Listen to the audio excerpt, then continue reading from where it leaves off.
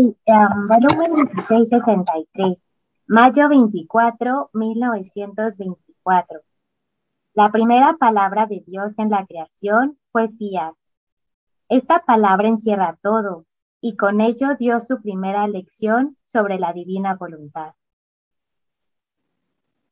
Me sentía amargado a lo sumo por la privación de mi dulce Jesús, y con la triste duda de que todo lo que Jesús me ha dicho y ha obrado en mi alma no haya sido otra cosa que una ilusión mía, un juego del enemigo infernal.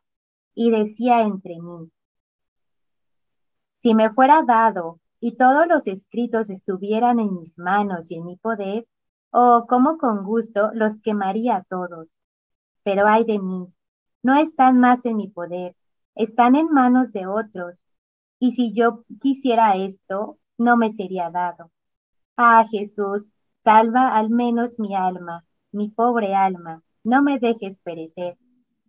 Y ya que todo ha terminado, las relaciones entre yo y tú, no permitas que yo tenga la más grande de las desventuras, la de no hacer en todo tu santísima y adorable voluntad. Ahora, mientras esto pensaba, mi adorable Jesús se ha movido en mi interior. Ante su amable presencia, las tinieblas se han disipado, las dudas han desaparecido, y ya ha vuelto en mí la luz y la paz. Y mi dulce Jesús me ha dicho, hija de mi voluntad, ¿por qué dudas de mi obrar en ti?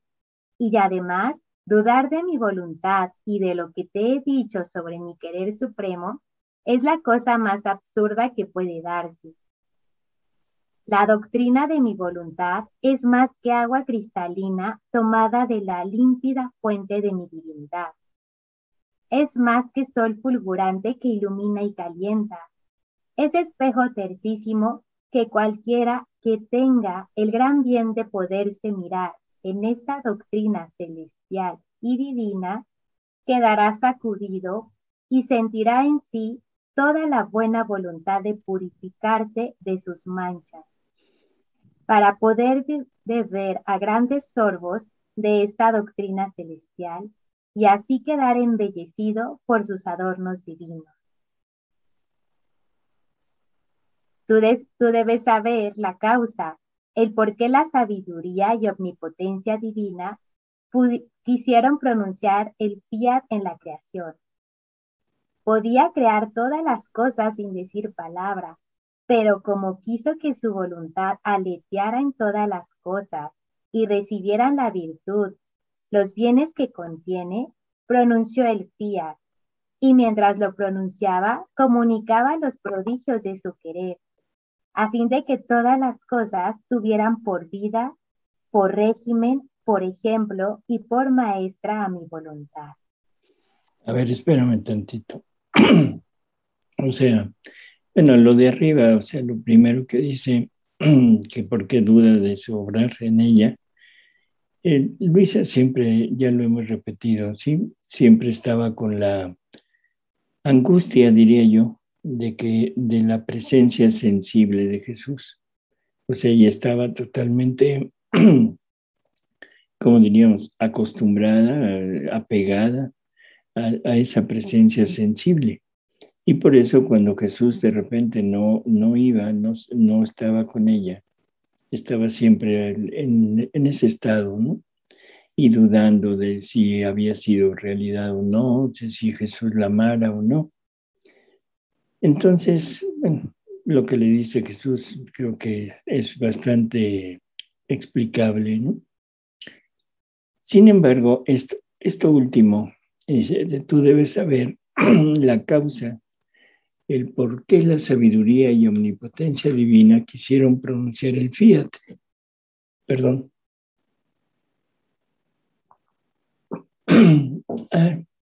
Creo que ya no voy a hablar. Dice, recordemos que Jesús nos dice que el más grande milagro que puede hacer es comunicarle una verdad a las criaturas. Porque en cada palabra suya no solo va el conocimiento, sino también encierra todos los bienes que ese conocimiento contiene. Cuando hay una vez que está Luisa, llega Jesús y lo único que le dice Jesús, le dice, soy pureza, nada más. Y entonces Luisa dice que se sentía inmersa en un mar infinito de pureza y que no sabía decir exactamente qué era lo que estaba sintiendo, pensando, en fin. Pero esto es como la muestra de que Dios en su palabra pone todo el contenido de esa verdad. Cuando Dios crea el sol, por ejemplo, crea la luna, las estrellas, todo el firmamento, le está comunicando a cada cosa creada lo que él quería, como poner una imagen de sus atributos para que el hombre lo pudiera conocer, para que el hombre pudiera tener una clara, precisa imagen de lo que es la divinidad. Entonces aquí nos está hablando de lo mismo. Dice, la causa por la que quiso pronunciar el fiat, o sea, fue porque contiene esa virtud de comunicar los bienes. Así que en todas las cosas creadas deberíamos de ver continuamente algo que nos condujera hacia Dios, algo que nos pusiera en marcha ese conocimiento que tenemos de Dios, como una imagen, pero de todas maneras es algo que es muy, muy recomendable empezar a practicar. No ver la cosa creada, sino ver el reflejo de los atributos divinos, ¿no? Dice, y que las cosas creadas recibieran la virtud, los bienes que contiene, y pronunció el fiat, ¿sí? Y mientras lo pronunciaba, comunicaba los prodigios de su querer, a fin de que todas las cosas tuvieran por vida, por régimen, por ejemplo y por maestra a la divina voluntad. Y también recordemos que Jesús nos dice que en toda la creación, que toda la creación tiene el encargo de conducirnos a su voluntad por esta comunicación que tiene. En el momento que empecemos a encontrar todas las relaciones que hay en las cosas creadas con los atributos divinos, y podremos empezar a practicar, a vivir la divina voluntad en todo lo creado, que son los giros. Síguele, Mita.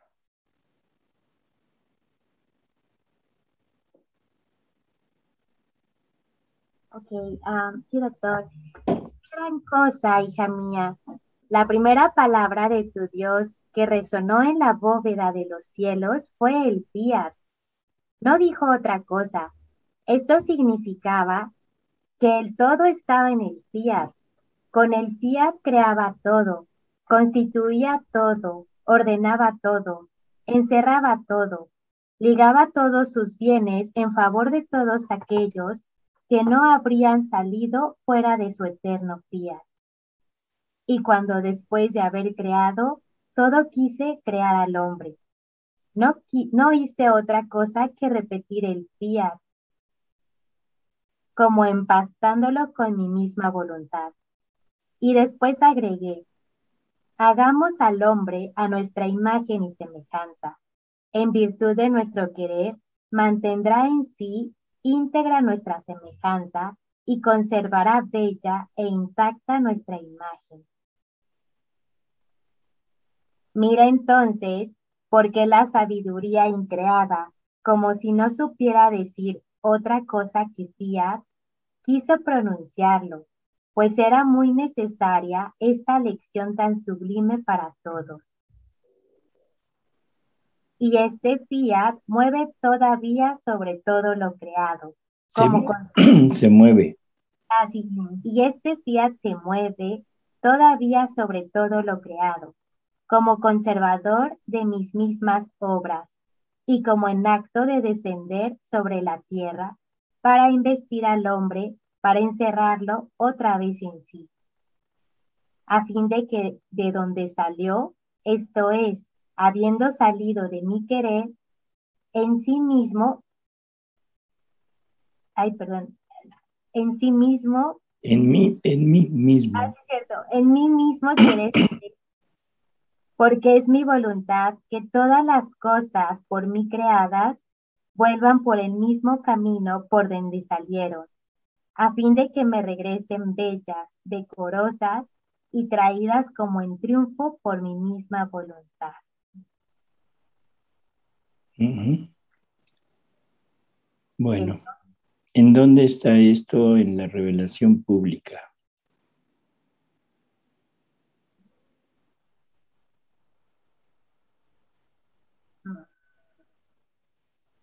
En San Pablo, ¿no? En San Pablo, En exactamente. Romanos, la carta a los romanos. Cuando dice que al final, cuando el último enemigo haya sido vencido, o sea que Cristo someterá todo a él, y cuando todo le haya sido sometido, él mismo se someterá al Padre, a quien todo lo sometió a él, para que Dios sea todo en todos. Para que Dios sea todo en todos. Y aquí nos lo está diciendo también, pero hay que tener esto, o sea, todas las cosas creadas, ¿sí? Eso es necesario tenerlo en mente. No nada más el hombre, sino todas las cosas por mí creadas vuelvan por el mismo camino por donde salieron. Y ahora el fiat contiene todo lo que Dios ha hecho, o sea, la palabra de Dios. Vamos a irlo poniendo por pasos. El fiat, ya hemos hablado que es una palabra que indica acción, y en las palabras que indican acción se llaman verbos. Por lo tanto, el fiat divino es el verbo eterno. Es en donde Dios comunica, el Padre comunica todo lo que Él es, pero aparte comunica todo lo que Él quiere tener, todo lo que Él quiere hacer. Y por eso es que es el verbo eterno, el Jesús, quien dice, yo creé, cuando yo creé al hombre, cuando yo creé el universo. Y eso también nos lo dice San Pablo. O sea, San Pablo nos habla y nos dice que todo fue creado por Él, para Él y en Él. Entonces, el fiat divino es el verbo eterno. Y el verbo eterno es una sola, ¿cómo diría? Persona con Cristo. ¿Sí? Entonces, cuando el verbo eterno se pronuncia, crea todo lo que el Padre quería crear, quería poner fuera de sí para manifestarse. Y esa manifestación iba a ser para el hombre. O sea, primero para Jesús, para que viviera en ese mundo exterior de la Trinidad, o sea, del núcleo de la Trinidad, pero que no se sintiera separado de ella, porque estando en la creación, rodeado de todas las semejanzas de atributos divinos, se sentiría como en el cielo. Y luego, o sea, cuando este fiat, este verbo eterno, se pronuncia en nosotros, o sea, ¿cuándo se pronunciaría?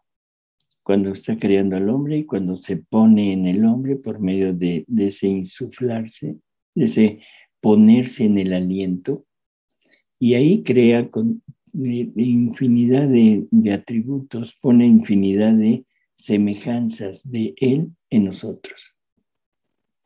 Entonces tendríamos que entender que el hombre es la obra maestra de Dios y en donde deberíamos de encontrar la mayor semejanza con Él. El universo es hermoso, tiene cosas muy bellas, pero nada comparado con el hombre. Y luego que nos dice que, que cada vez que el hombre le ponía algo en su creación, no fue un solo fiat, sino fueron varias veces repetido. Y por lo tanto el hombre contiene todo lo que Dios quería manifestar. Esto es realmente interesante, ¿no? Para irnos dando cuenta de quién somos.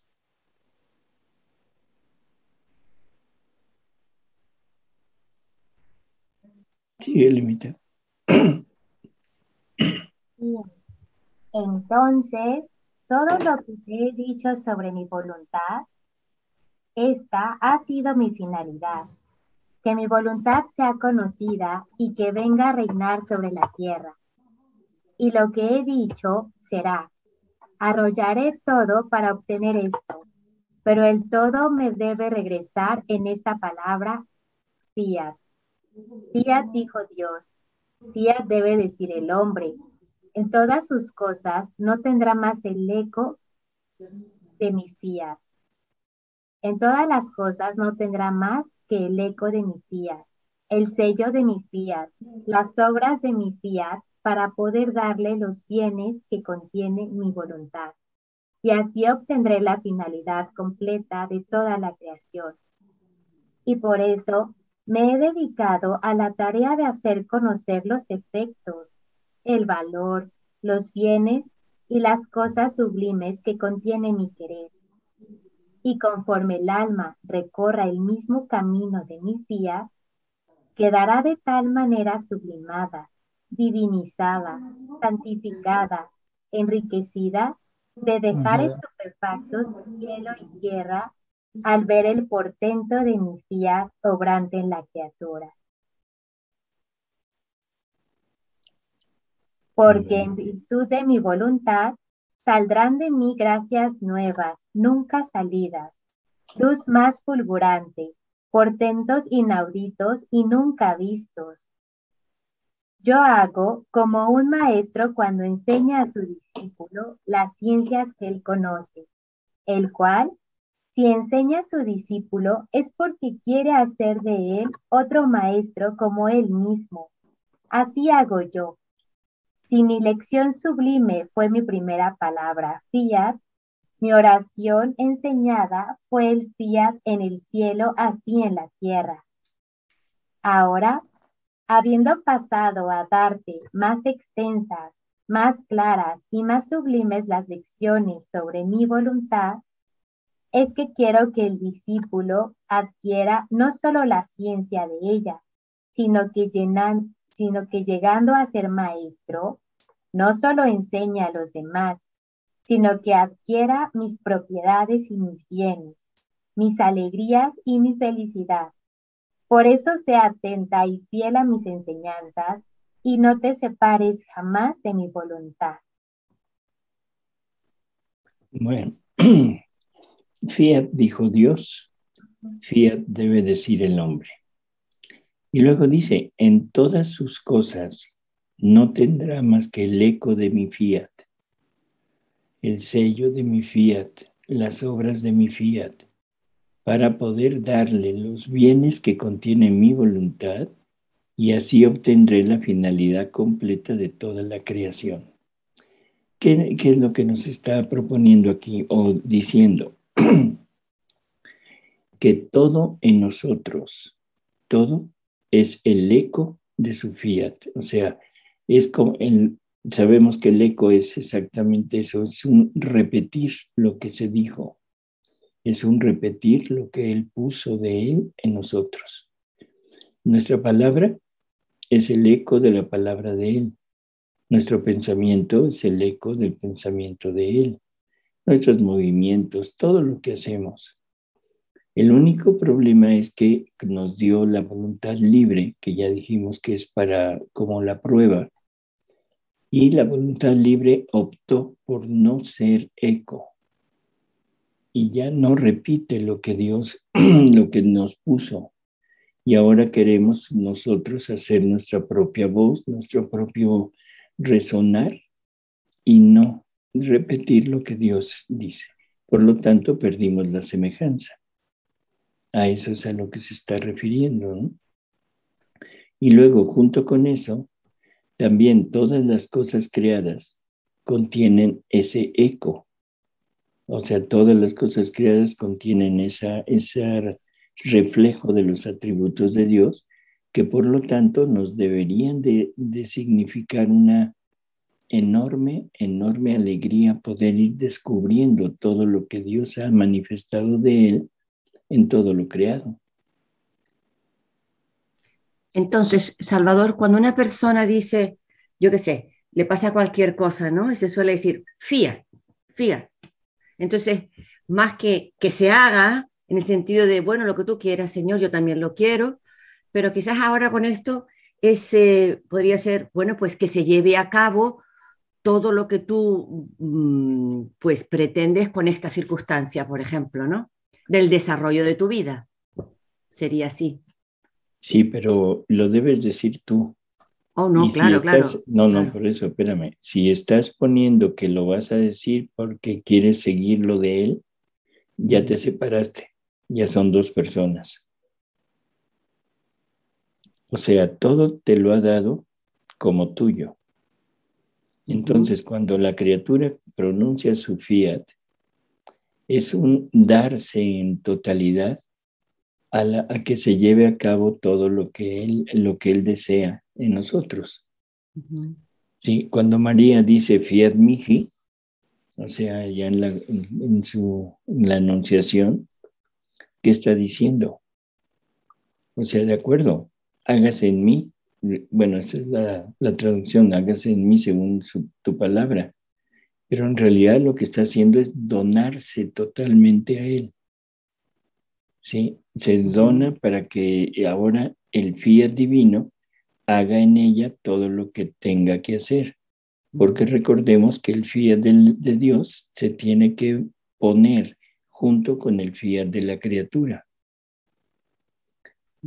Así que es un donarse totalmente. En una situación, como tú dices, una situación adversa, cuando tú dices fiat, no es decir, bueno, que se haga tu voluntad, no, sino es decir, yo me entrego en esto, yo quiero vivir esto porque lo quiero yo desde mi voluntad, que de ahora es la tuya, pero es desde mi voluntad, quiero vivir esto para poner tu vida en esta situación. Muy ¿Sí? bien, sí, sí, sí. Súper. Muy bien. ¿Algún otro comentario?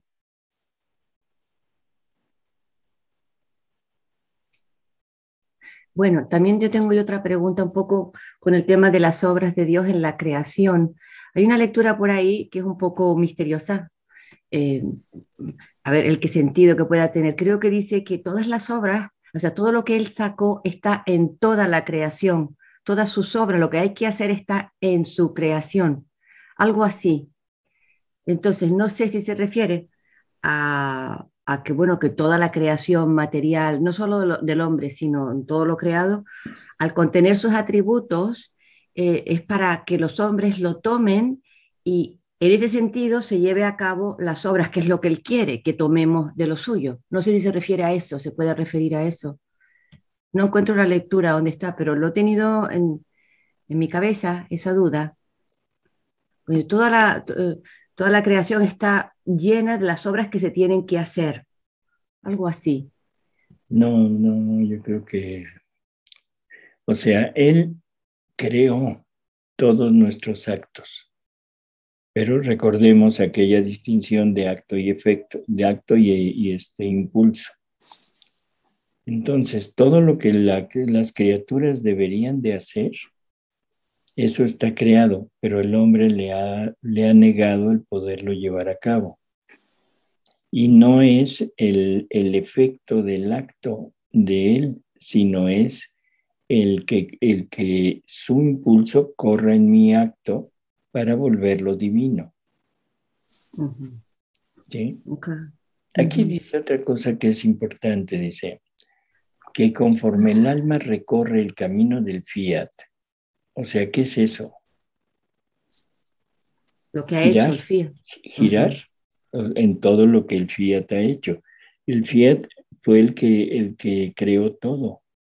El Fiat, o sea, el Verbo eterno encarnado, es el que hizo la redención, que son los dos campos donde la criatura debe de desarrollar su vida. Nosotros debemos desarrollar nuestra vida en las obras de la creación y en las obras de la redención. Y ahí es en donde estamos siempre, ¿sí? Entonces dice, mientras recorre el camino de mi Fiat, quedará divinizada, santificada, enriquecida, ¿sí? Porque dice de dejar estupefacto cielo y tierra. ¿Por qué? Porque está viendo repetir todas las obras del Creador en la criatura.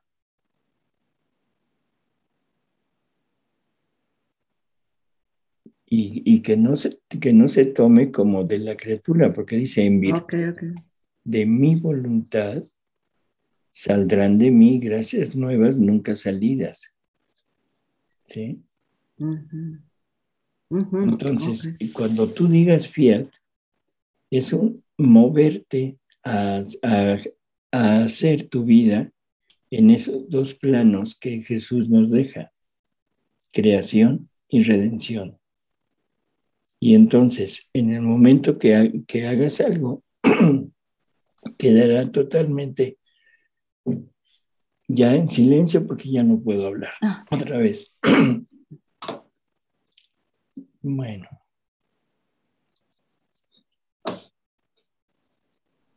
Gracias. De lo que comentaba Cristina, es en la lectura 35:10, donde habla de eso, de que todas las obras habían sido para ser hechas por el hombre. Y entendí ahí que porque como todo salió de dentro de la divinidad, entonces todo lo que ellos hicieron tiene su principio y su fundamento el mismo Fiat. Entonces, que es la vida del Fiat y el alimento del Fiat, que es el amor. Fue como yo lo entendí.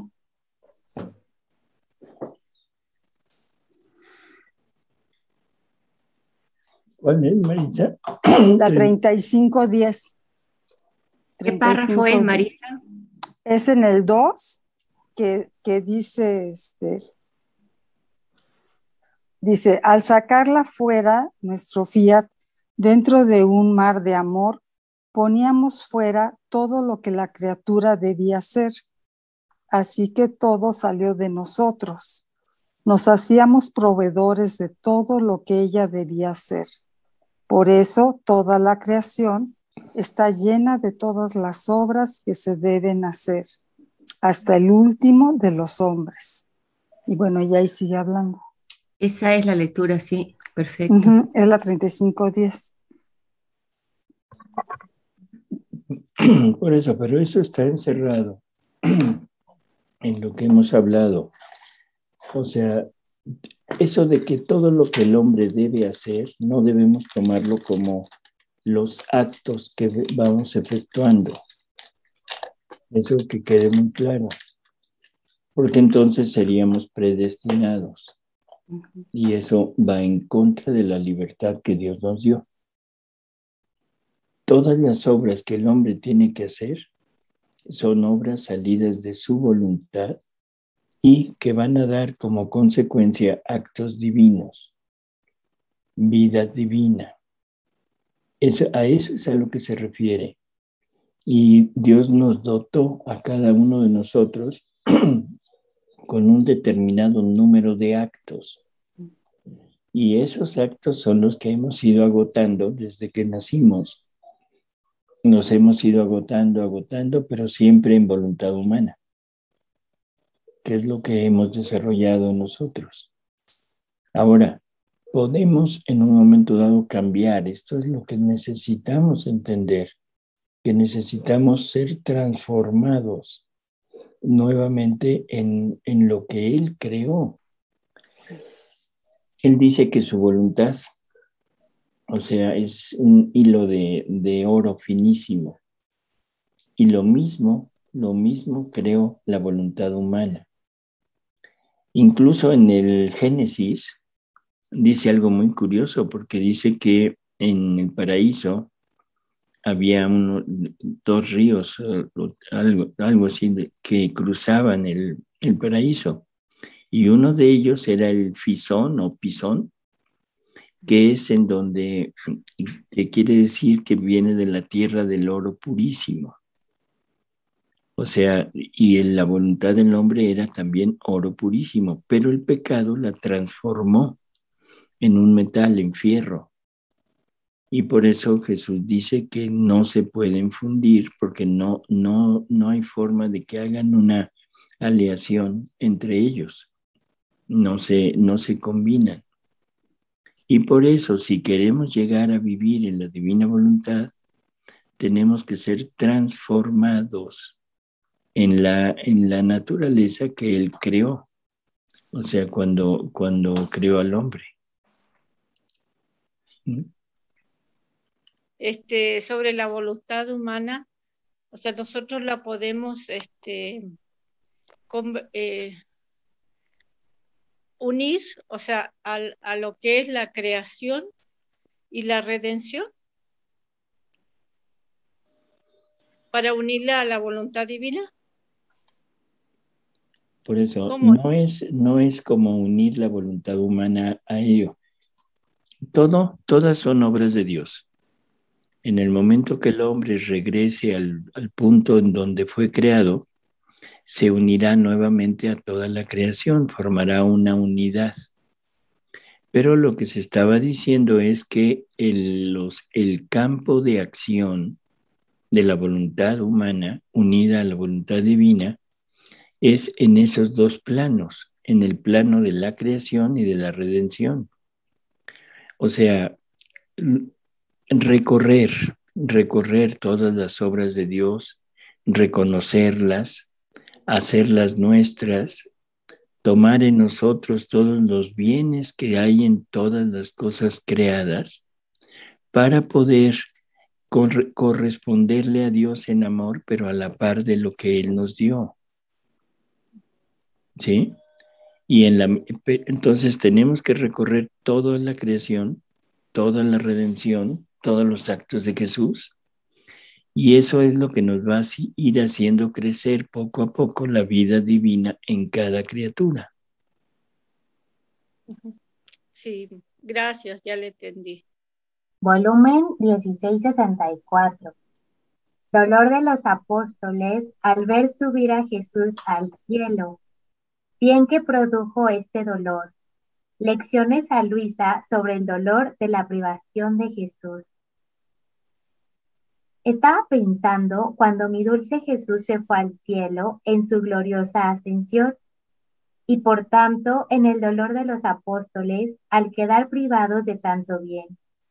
Y mi dulce Jesús moviéndose en mi interior me ha dicho: hija mía, el dolor más grande de los apóstoles en toda su vida fue el quedar privados de su maestro.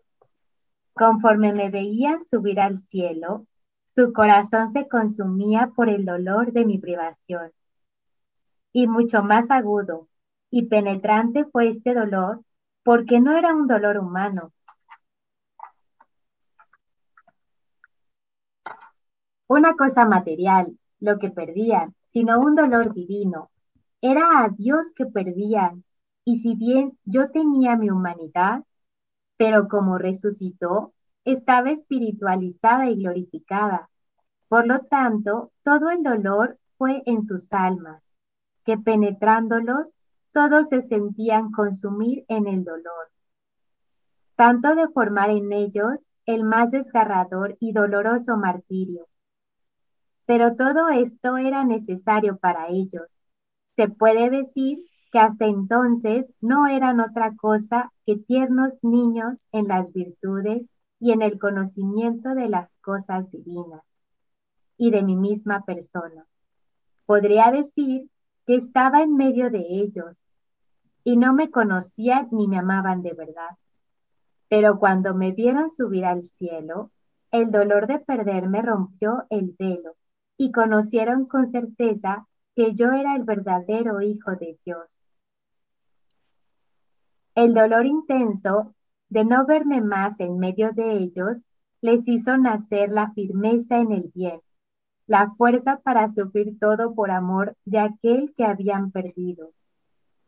Les parió la luz de la ciencia divina, les quitó los pañales de la infancia y los formó hombres intrépidos, no más miedosos sino valerosos.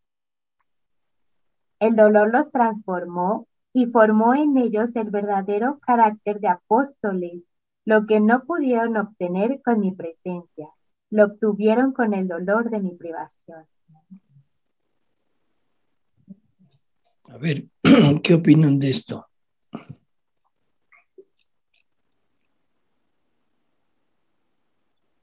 La importancia del dolor. Bueno, en este caso, la pérdida de su maestro los hizo más fuertes, aunque está diciendo que en el alma sintieron un dolor nunca antes conocido. Uh-huh. Y eso los hizo crecer, ese dolor los hizo crecer a los discípulos, a los apóstoles. Así es, o sea, el sufrimiento generalmente da como consecuencia, cuando es un sufrimiento bien entendido, bien vivido, es un sufrimiento divino, porque lo que estaban perdiendo, como dijo, no era una cosa humana, sino divina. Y en ese momento, o sea, es cuando se dan cuenta realmente de todo lo que había pasado y el sufrimiento los vuelve totalmente intrépidos para llevar a cabo la labor que Jesús les había encomendado, ¿no? Perdón, pero ya no voy a hablar. A ver, comenten ustedes. Sí nos pasa como en la vida, ¿no? Cotidiana, doctor, que los dolores, a veces las situaciones y problemas que se nos presentan nos hacen que nos arranquemos más, porque eso es lo que nos empuja a que realmente nos abandonemos en Dios, porque es el que nos va a ayudar a pues, estar bien fundidos y ya más confianza en Él. Siento que eso nos hace crecer más. Uh-huh. Así es. Isabel, ¿tú quieres decir algo? Salvador. Sí, Luli. Lo que estaba pensando era que hay una lectura también donde nos dice Jesús que aún a veces Él permite esa culpa, ese dolor de la culpa, ¿verdad? Cuando nosotros todavía estamos en ese camino para llegar a ser vida. Y ese dolor de haber lastimado o herido a nuestro Señor, tal vez la culpa, ellos también, el dolor ayuda a crecer en la divina voluntad. Dice que va uno a sus brazos y se toma, dice, viene a mí, se abraza a mí y sabe que sin mí no puede hacer nada y no quiere hacer ya nada sin mí. No sé si también ese dolor se refiere, Salvador, de cuando nosotros pues todavía tenemos esos bandazos, esas salidas, que actuamos en ocasiones todavía con nuestra voluntad humana separada de la divina. Por eso, o sea, el dolor que se está formando ahí es el dolor de la pérdida de la presencia de la divinidad, ¿no? Uh-huh. O sea, exacto. Eso lo puedes equiparar a eso, ¿no? Uh-huh. Así que sí. Exactamente. Sí, y es verdad.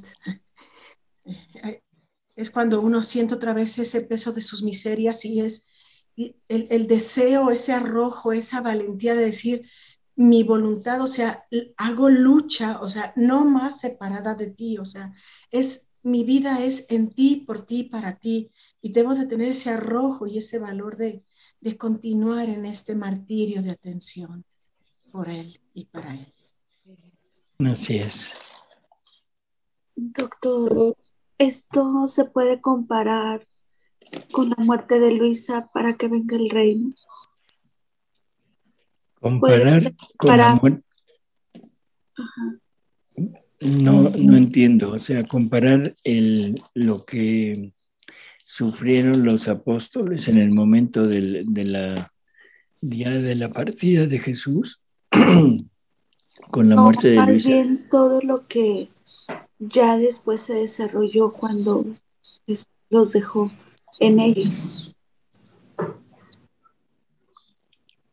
Bueno, como aquí está hablando de reavivar todo lo que ellos conocían y ponerlo en el punto que deberían de haber entendido desde el principio, pero que no lo pudieron hacer por la voluntad humana.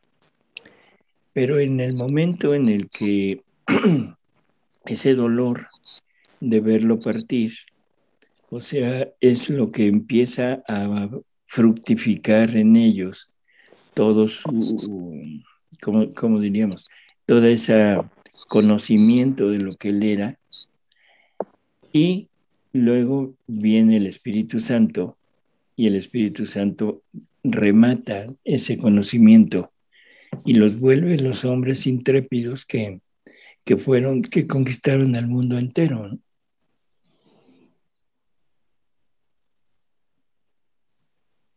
Pero sí. con Luisa, pues podríamos decir que gracias a la muerte de Luisa podemos entrar a tener el reino, porque no estaba abierto antes de la muerte de Luisa.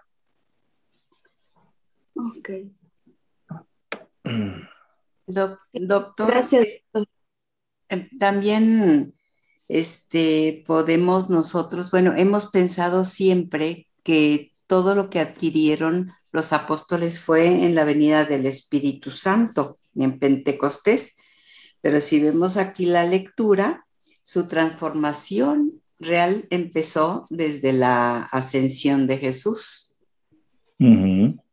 Entonces, bueno, siempre por lo menos habíamos pensado que todo lo habían adquirido desde la venida del Espíritu Santo, pero realmente fue desde la ascensión de Jesús, ahí empezó su transformación de reconocer quién había sido Jesús.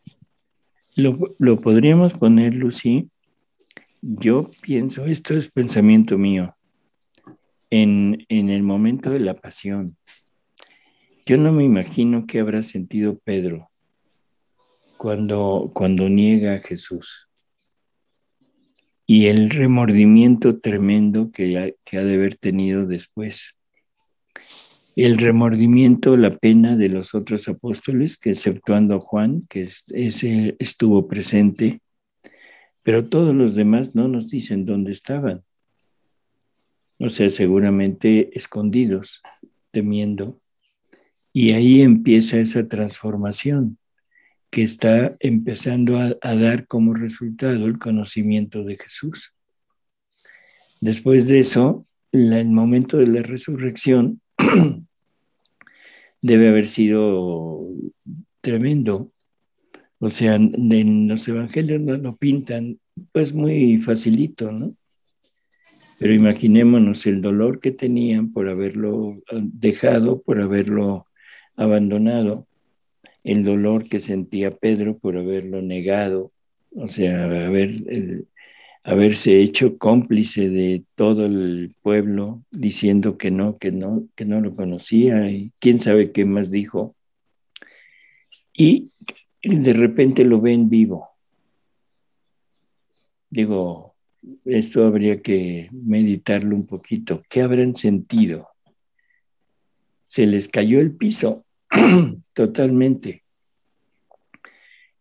Luego, o sea, la vivencia con él durante los días que estuvo aquí, y en el momento que ya están otra vez retomando ánimo, retomando confianza con él, en ese momento se va. el dolor, el dolor es lo que acaba de transformarlos totalmente y el Espíritu Santo viene a confirmar lo que ellos habían entendido, lo que ellos habían aprendido y sobre todo les viene a dar la luz para entender las cosas en modo espiritual, no en modo material. Que eso es algo que Jesús nos dice continuamente. Nunca interpreten las cosas en modo material porque se van a equivocar.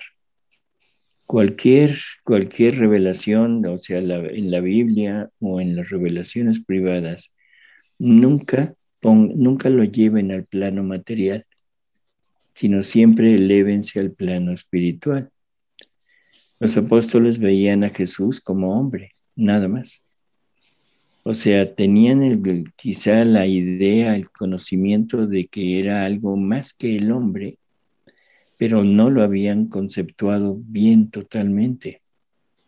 Cuando ya pasa todo esto es enorme lo que están sufriendo en su interior.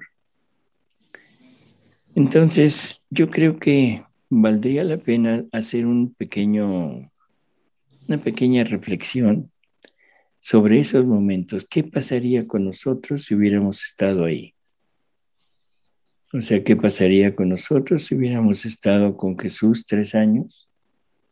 Si lo hubiéramos seguido, hubiéramos creído en sus palabras y de repente lo vemos sufriente, lo vemos así tan terriblemente vejado y el temor humano me hace huir. El temor humano me hace esconderme y no tenemos una noticia exacta de lo que pasó con ellos después, hasta que viene la resurrección. Bueno, están juntos, pero en fin. Entonces yo creo que sí, permítame, yo creo que esa transformación empieza prácticamente desde, pues si lo ponemos así, desde la entrega, desde la captura de Jesús. Sí, perdón. Bueno, es que yo reflexionando como usted lo está diciendo y como lo que he oído, el dolor nos hace pequeños, nos hace humildes, nos hace sencillos, nos hace vulnerables y eso nos abre a la búsqueda de Dios en el interior. Entonces ese dolor purifica, no es un dolor en vano ni es que nos guste sufrir, sino que es un dolor en la búsqueda del amado y permitirle entrar y que tome posesión de nosotros precisamente por ese deseo interior, ¿no? De buscarlo, de haberlo perdido, vamos, nos hace impotentes. Cuando una persona está sufriente, se minimiza, ¿no? Se abre más a su interior.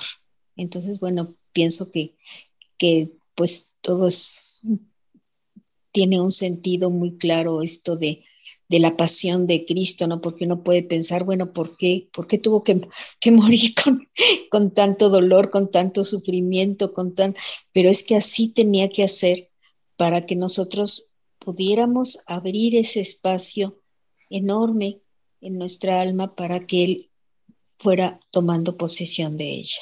Bueno, al menos es lo que yo pienso. No, y está bien.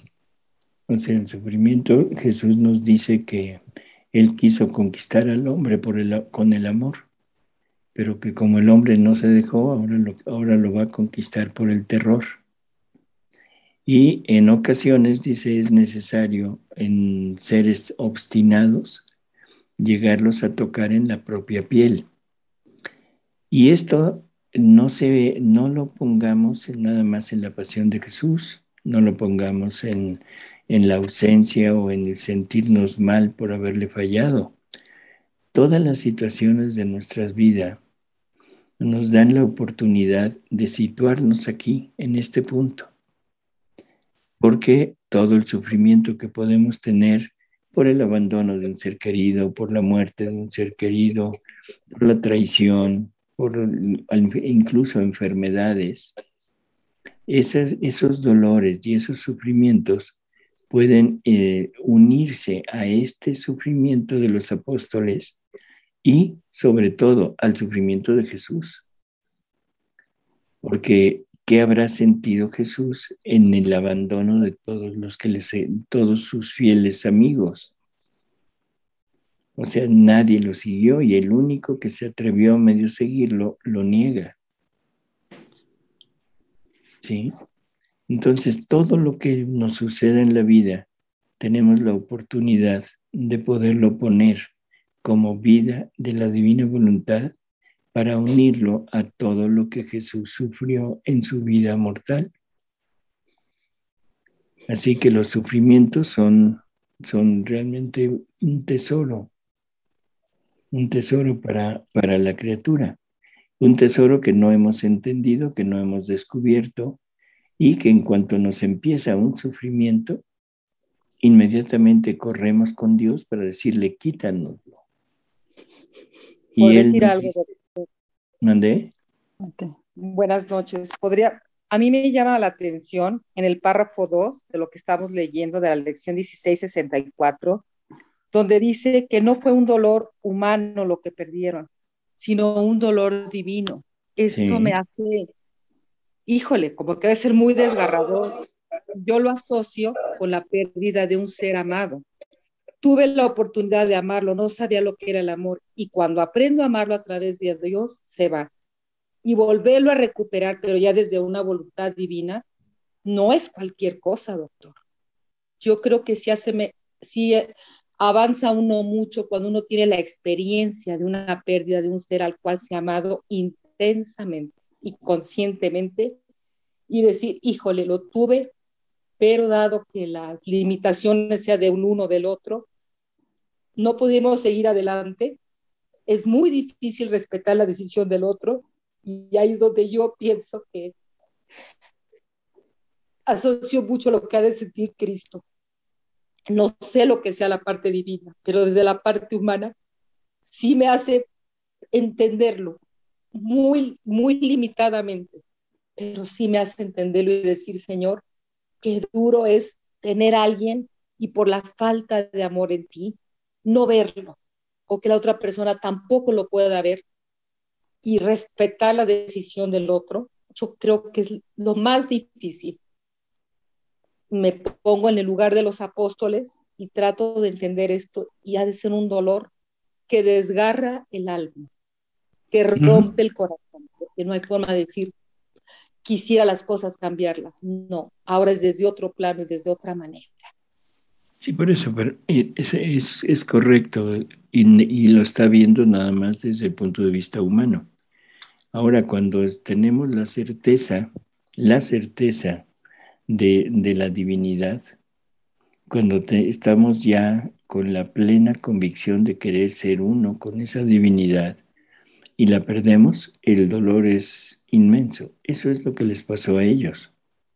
O sea, porque no están perdiendo a un amigo, no están perdiendo a un ser querido, están perdiendo a su Dios. En fin. Sí, doctor. Doctor. Sí, es el punto que voy. Perdón. Sí, Maritza. Yo creo que no estamos conscientes del daño que hacemos a las personas o a Cristo en las personas. Solamente realmente madurando y viendo las consecuencias de los actos no reflexionados en Cristo, nos damos cuenta del daño que hacemos a los otros o que nos pueden hacer. Sí, pero no lo enfoquemos al hombre, por favor. No, estoy tratando de pensarlo. Por eso, o sea, a ver, Maritza. Yo pienso que cuando se tiene este dolor, el dolor ante la pérdida de la divinidad, permite al hombre elevarse, espiritualizarse, porque entonces creo que podemos interiorizar todo eso que la divinidad nos dio, como las verdades, como todo lo que Él nos ha mostrado hasta a través de la creación.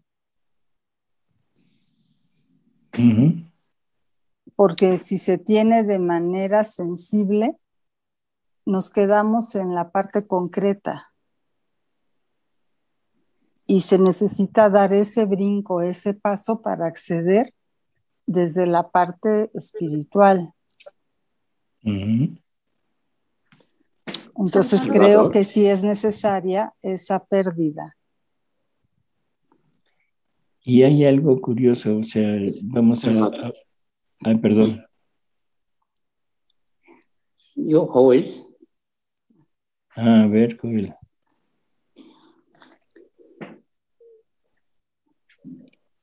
Esta escritura nos permite ver a Luisa como maestra que llegó a igualar al maestro. En los primeros párrafos habla de su pena por la privación de Jesús.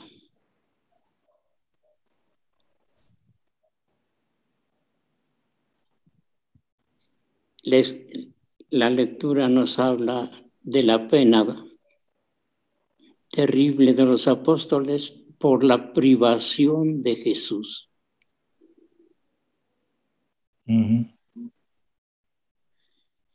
Posiblemente Jesús, no, yo creo que él se quedó en el interior, en el corazón de los apóstoles.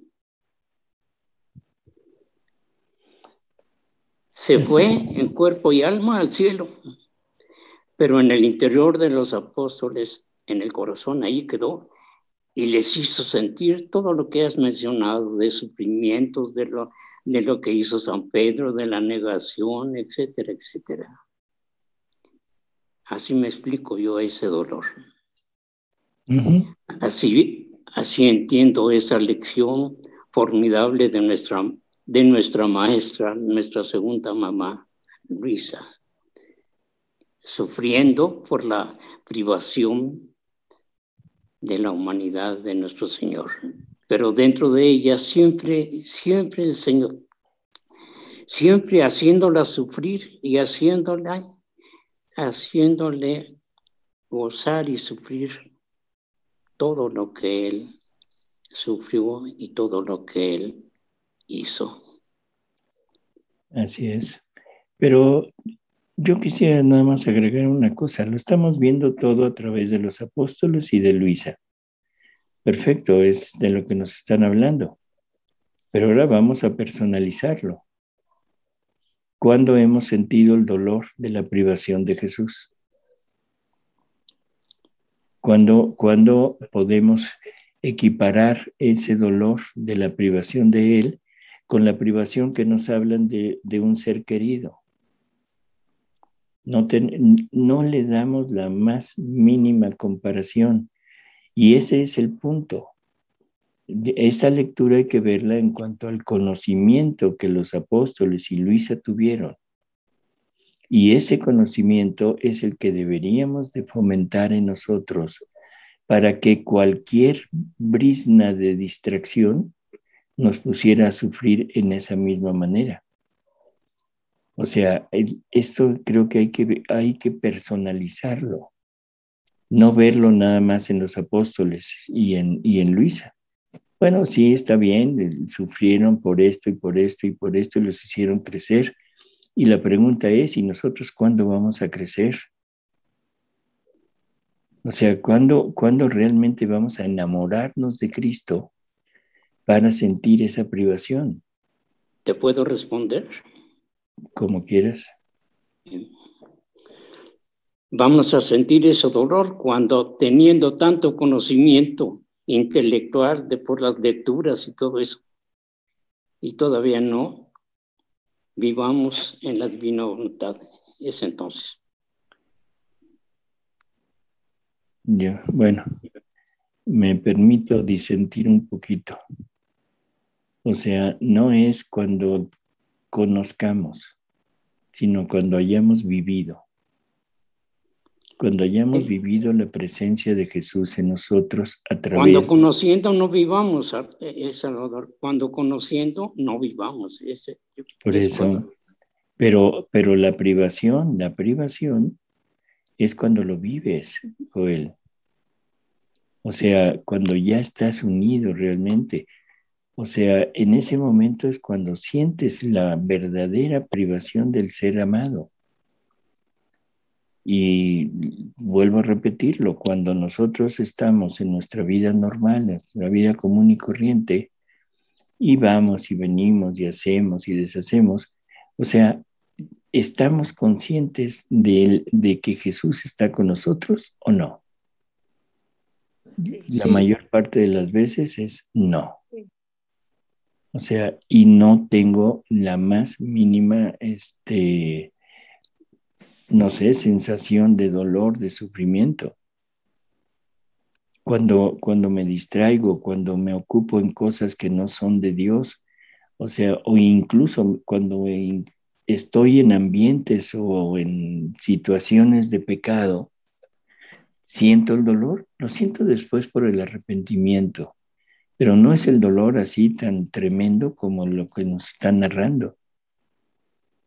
Entonces, yo creo que esto hay que aprovecharlo para decir, bueno, me voy a adentrar más en ese conocimiento, en esa confianza en Jesús, y a través de la confianza y del conocimiento llegarlo a amar, y que se vuelva realmente vida mía, y que yo sienta, perciba que no puedo vivir sin Él. Y entonces sí sentiremos el dolor. No es discusión, sino es simplemente el poner las cosas y decir, quiero crecer en la divina voluntad. Qué bueno, bendito sea Dios. Pero si este es el camino, pues adelante. O sea, el sufrimiento nos puede llevar a eso. La cruz es la mejor maestra. No por algo Jesús nos deja encargados a la cruz. Cruz amada, cruz bendita, tanto tiempo hace que te busco. ¿Sí? Y ahora ya me consumo en ti, pero te dejo, te encargo a mis hijos. O sea, la cruz es lo que nos va a fortificar. Ya San Pablo decía que el que no acepta la cruz se va en camino a la perdición, a la condenación.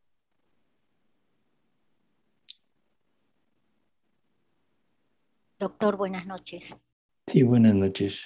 Sí, hablando sobre la cruz también se puede tomar en el caso de sentir un desierto, sentir aridez.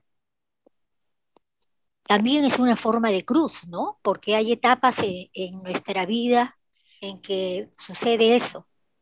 Entonces yo pienso que, al menos personalmente, ¿no? Tomándolo personalmente, el dolor es bien fuerte, porque cuando hay mucha aridez y deseas sentir al Señor, deseas tener su presencia, sentirlo hasta en el aire que respiras y no lo sientes, es un sufrimiento bien fuerte, ¿no? Bien fuerte.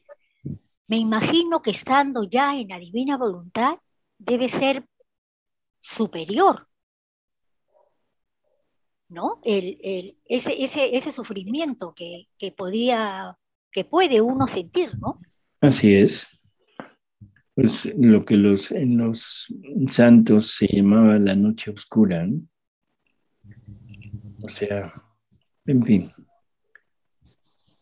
El caso es que vamos a dejarlo así y esperemos que en realidad lleguemos a sentir esa separación y ese dolor, porque eso nos indicará que vamos por buen camino.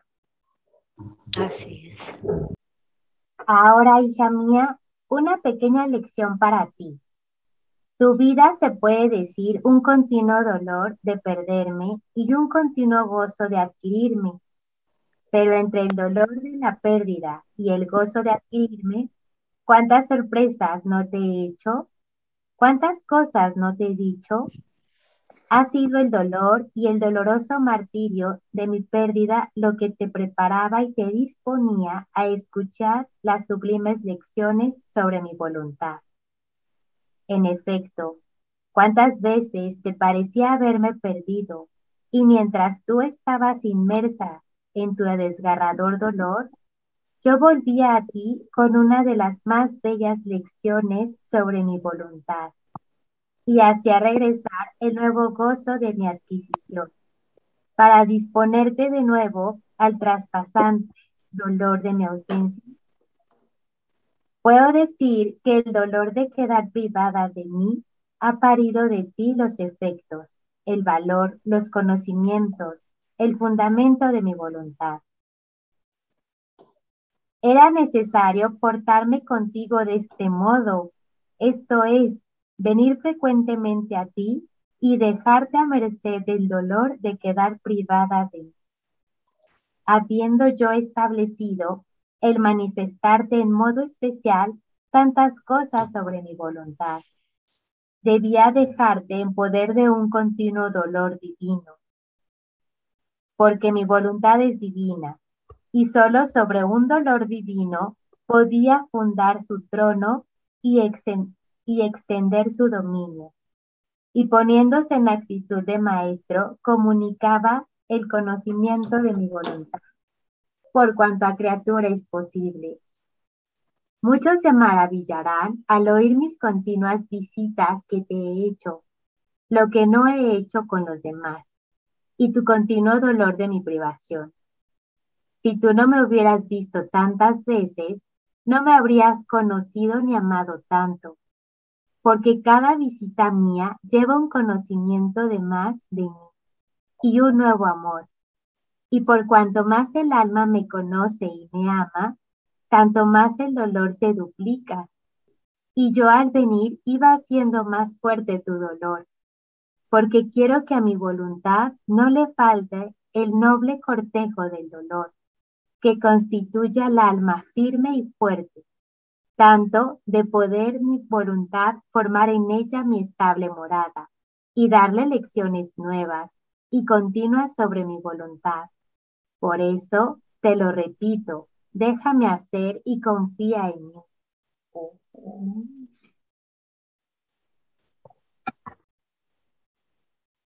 Bueno, es curioso. Hay una lectura donde lo dice de otra manera, pero es lo mismo. Dice que cada vez que él quiere comunicar algo nuevo, prepara al alma con una cruz. O sea, y nosotros casi siempre que nos quiere preparar con una cruz, lo que hacemos es quitar la cruz. Por lo tanto, quitamos el plano en donde poder él depositar todo lo que nos quiere dar de conocimiento. No se trata de leer, no se trata de aprenderlo de memoria, se trata de vivirlo. Y esa es la gran lección que tiene.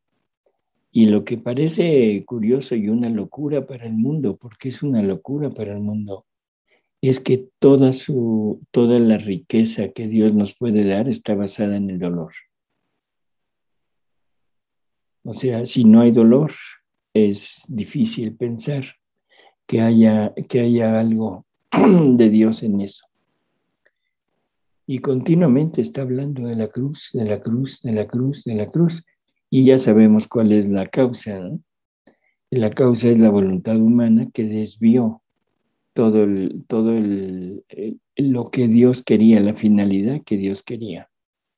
Y ahora el sufrimiento es como una operación quirúrgica para quitarnos un tumor que traemos en nuestra alma, que es el tumor, un cáncer de voluntad humana, obrante con sus atributos, con sus miserias.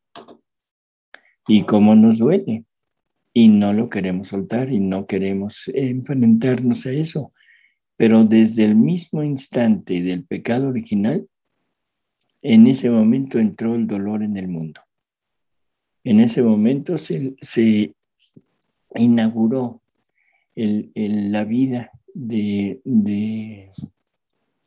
¿cómo se llama? Del dolor, porque es continuo, continuo, continuo. ¿Por qué? Porque continuamente estamos muriendo. Y Jesús nos dice que la divinidad nos quiso enmendar, nos quiso llevar por el buen camino para volver a recuperar la vida. No hemos entendido lo que es la vida. Nosotros confundimos vida con existencia. La existencia no es vida. La vida son la vida espiritual. O sea, el hombre, como dice Jesús al principio, no es más que un embrión de animal. ¿Sí? Un embrión de animal. Y en el momento que se infunde el alma, es el momento en el que ese hombre, en que aquel ser se vuelve hombre, ya es un hombre. Y esto incluso está en el catecismo de la Iglesia Católica, porque nos dice que el alma es la que forma al hombre, la que informa al hombre, es la que lo hace ser hombre. Entonces, si Cristo está viendo que vamos por el camino de la muerte y que todo lo que estamos haciendo es caminar hacia la muerte, creo que es muy justo que quiera quitarnos esta muerte que traemos, pero esa muerte significa, ese quitárnosla significa dolor. Y cualquier sufrimiento. O sea, podríamos entrar en muchos detalles, pero por ejemplo, cuando alguien se enferma, ¿qué hacemos? Pedimos, estamos rogando que se quite esa enfermedad, que se quite ese sufrimiento. Pero ¿sabemos lo que Dios está haciendo en el interior de aquella persona con el sufrimiento? Ni idea tenemos. Y puede ser que esos momentos sean momentos de gracia para que aquella persona enmiende su camino, que enmiende su destino final. Y entonces lo que le estamos pidiendo es que no se enmiende. Nos lo dice de una manera muy curiosa. Dice que Él nos da tesoros, monedas para la vida eterna, pero que en cuanto nos las da, inmediatamente corremos a pedirle que nos las quite. Y dice, qué locura es del hombre. No entendemos la parte espiritual y nada más nos basamos en la parte material. Ese es el punto clave de todo esto. Entonces, por eso, Jesús nos dice que en la divina voluntad no hay peticiones. La única petición que puede hacer la divina voluntad es que su reino se extienda. Y si tenemos una petición en nosotros, o sea, ya que queremos externarla, lo que estamos haciendo es decirla desde nuestra voluntad. Que se cure, que se alivie, que se le corrija tal problema, que haga lo que sea, que consiga trabajo, cosas tan irrisibles como eso. Lo que debemos pedir es que el reino se le dé a él o a ella, porque ese reino lo que hará, le dará luz para ver las cosas, para entender, le dará la fuerza para sostenerlo, le dará la inteligencia para llevarlo a cabo. Y eso es lo que importa. La vida material en este terreno ya no importa. Importa la vida espiritual. Esa vida que se infunde con el alma, esa vida que Dios puso en el hombre y que es el punto de partida para la unión con Él. Así que entendámoslo de esta manera. El dolor, bendito dolor, el que sea. El que sea. Por eso Jesús siempre nos invita a toma tu cruz y sígueme. Nunca le dijo, mira, vente conmigo, aquí la vamos a pasar bien. O sea, cuando San Juan Bautista lo acaba de bautizar allá en el Jordán, y sale que lo encuentran los Juan y ¿quién era el otro? No recuerdo ahorita. O sea, que le piden que lo dejen acompañarlo, que quieren saber dónde está, y les dice, vengan, pero no tengo ni siquiera dónde recostar mi cabeza. O sea, está hablando de un momento de sufrimiento, de un momento de penuria, de carencia.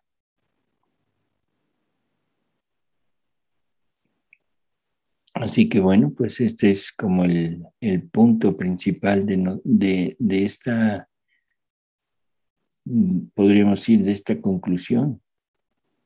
Vamos a entregarnos el sufrimiento, porque el sufrimiento es lo que nos va a mejorar, lo que nos va a hacer progresar, y no vamos a temerle a ese sufrimiento, al contrario.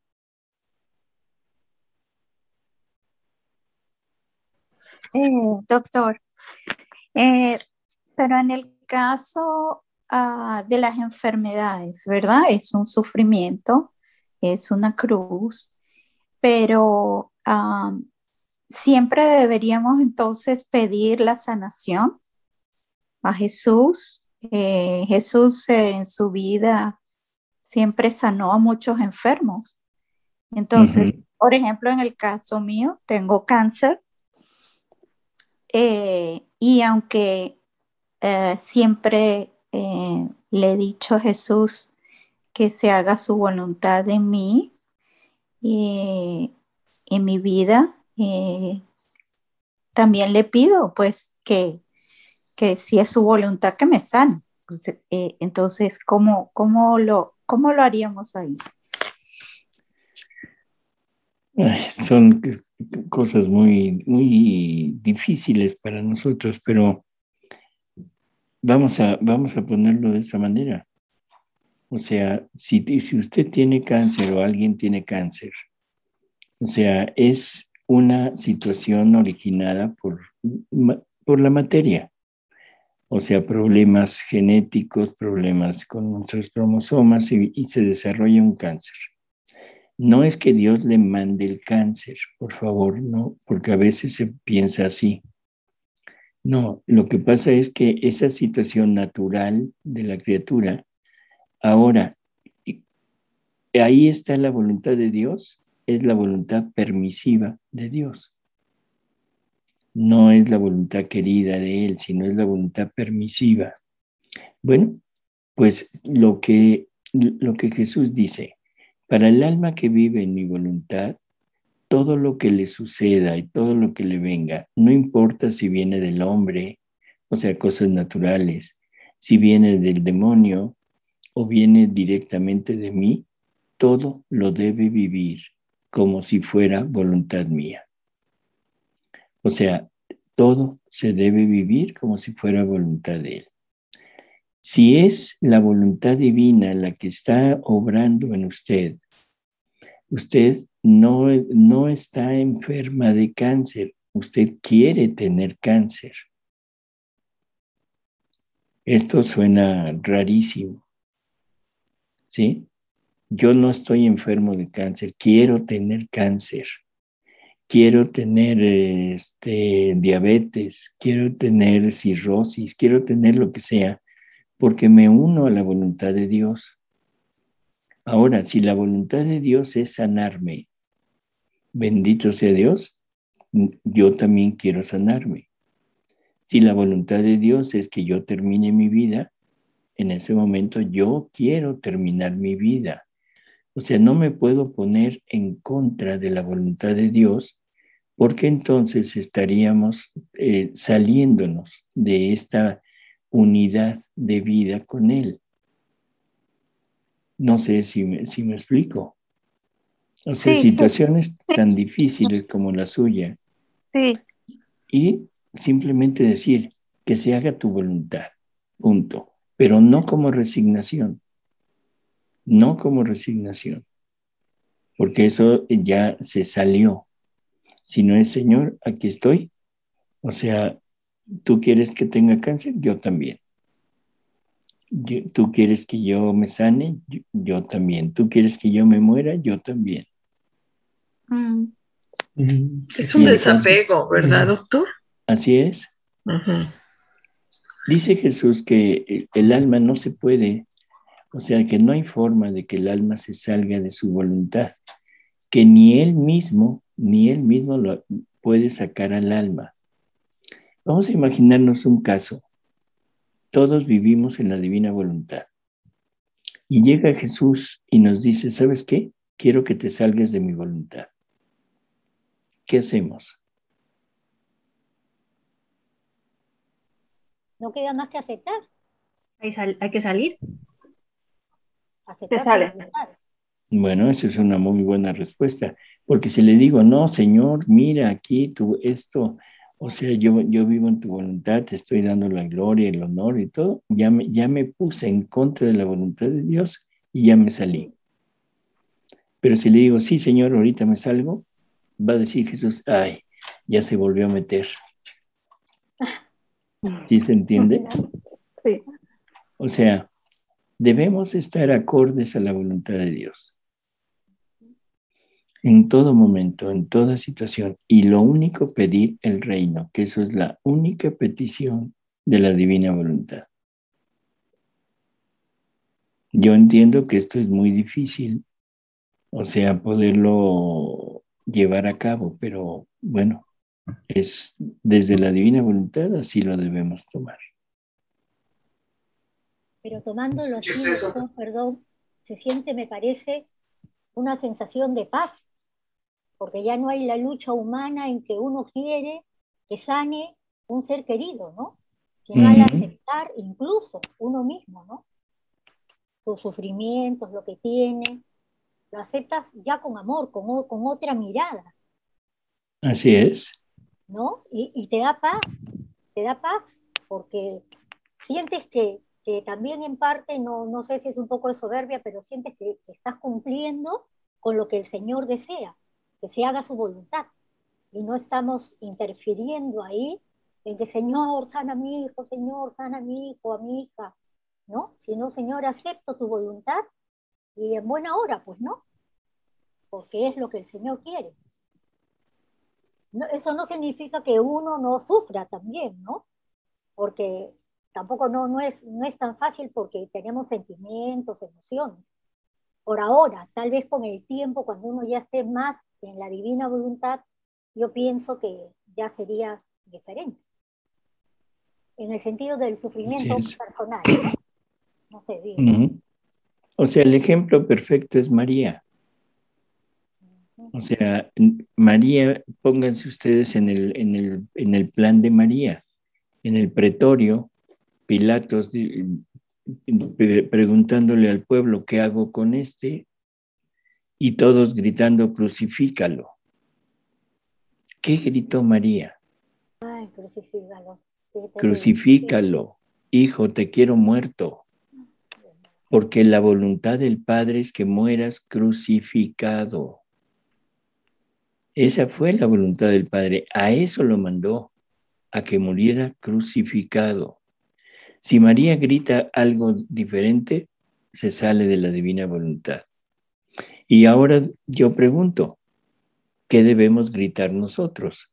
Porque en aquellos gritos estaba el grito de toda la humanidad. ¿Qué debemos gritar? Crucifícalo. Crucifícalo. Porque si no lo crucificas, no puedo llegar a Él. Porque Él vino con la firme decisión de salvarnos, de podernos tener con Él.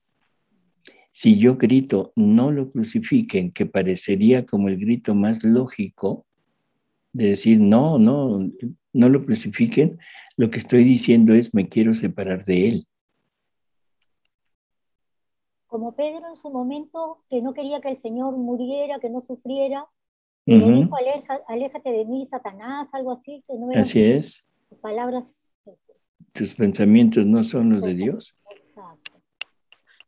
Es muy fuerte. Pues sí, pero si entendemos que toda la pasión de Jesús, es querida por la divinidad, o sea, no por el Padre nada más, sino por la Trinidad. Está perfectamente planeada esa pasión para poder reparar todo lo que hemos hecho. Y eso nos daría una idea de hasta dónde llegan nuestra vida, nuestros pecados. Porque cuando yo digo, yo pequé, bueno, pues sí, voy con el sacerdote, le digo, Padre, hice esto, hice el otro, hice aquello, sí, ya te estás perdonado y vete. ¿Qué concepto me quedó del pecado? Prácticamente nada. Pero si yo entiendo que Jesús vino a pagar por todo lo que hicimos, acto por acto, no fue una pasión de unas horas. Jesús no sufrió nada más 20 horas, no. Jesús sufre desde el mismo instante en que se encarna, el Verbo eterno encarnado, ahí nos asume a todos y empieza a pagar, y el verdugo es el amor divino. El amor divino que le infringe muertes, sufrimientos, corona de espinas, todo lo que después se ve en el exterior, pero lo sufrió desde el momento mismo de su encarnación. Y imaginemos la cantidad de sufrimiento, de muertes que tuvo que sufrir para rehacer a toda la familia humana. Y eso es lo que ahora Él quiere, que es eso que sufrió, quiere que dé fruto. Y el fruto es que nosotros lleguemos a Él. Antes, o sea, con el fruto de la santidad humana, ahora quiere el fruto de la santidad divina. Llegó el momento en que nos dijo, ahora ya quiero esto. Nos está revelando lo que no pudo revelar allá hace 2000 años. Y en ese momento, bueno, si yo entiendo esto, si yo entiendo el proceso de creación del hombre y entiendo lo que le pasó al hombre después del pecado, voy a entender que lo más urgente en mi vida es quitarme esta costra de actos de voluntad humana hechos con sus propios atributos. ¿Y duele? Pues sí, va a doler. Pero yo prefiero que me duele aquí, no que me duele en el purgatorio. Porque eso sí, ya lo hemos dicho también, eso de que lo bailado nadie me lo quita, perdón, pero nos lo van a quitar. Y vamos a bailar un ratito, pero no una con música, sino con fuego de amor intenso, que nos va a hacer estar brinque y brinque continuamente, anhelando estar con Jesús. Así que bueno, pues pongámonos en manos de la divina voluntad, pongámonos en manos de Jesús y que se haga su voluntad, que su reino venga en nosotros, que su reino nos dé todo lo que Él desea dar y lo que es necesario para nosotros. O sea, no lo que yo quiero, sino lo que sea necesario para mí. Amén. Amén. Gracias, Salvador. Padre, buenas noches.